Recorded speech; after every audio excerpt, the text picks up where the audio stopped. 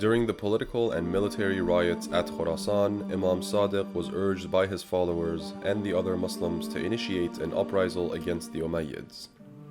The Imam refused and emphasized the lack of sincere companions. In one incident, a person from Khorasan visited the Imam in Medina and urged him for an uprisal.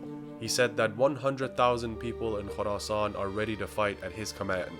The Imam surprisingly asked his servant to prepare a fire inside the furnace and asked that person to sit inside the furnace. He feared and excused himself from the Imam. At this time, one of Imam's loyal companions entered the gathering. The Imam asked him to sit inside this furnace. He followed Imam's order without any hesitance. Shortly after, he came out of the furnace full of fire while he was unharmed. The Imam then asked how many such men I have in Khorasan.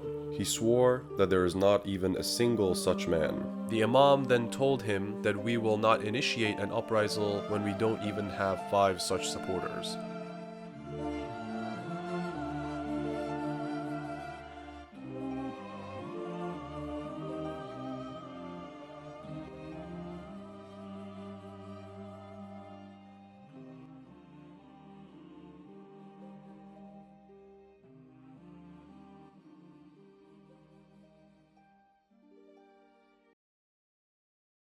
The main political event in the life of Imam Sadiq was the change of the government from the Umayyads to the Abbasids. Due to the tragedy of Karbala and the efforts of Imam Sajjad, Baqir, and Sadiq, the Muslims found the behavior of the Umayyads government in contradiction to the Prophet's teachings and realized the Umayyads' long-lasting oppression against the Prophet's family. This led to the illegitimacy of the Umayyad government in the eyes of Muslims and led Muslims to love and respect the Prophet's family. However, there were multiple claimants for the government among the Prophet's relatives, such as Abdullah ibn Muawiyah, Muhammad an-Nafs al-Zakiyya, and the Abbasids. Eventually, the Abbasids were able to abuse the anti-Umayyads' passion of the Muslims in their own favor to gain the power and establish their own government.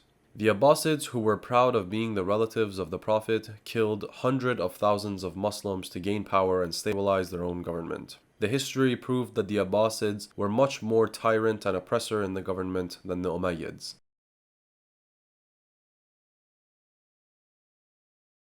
At this situation, Imam Sadiq did not find time suitable to initiate his uprisal, as Muslims who were all united against the Umayyads had diverse opinions upon the next government. Therefore, any new government would not be stabilized without horrific bloodshed, which was completely against the teachings of the Imam.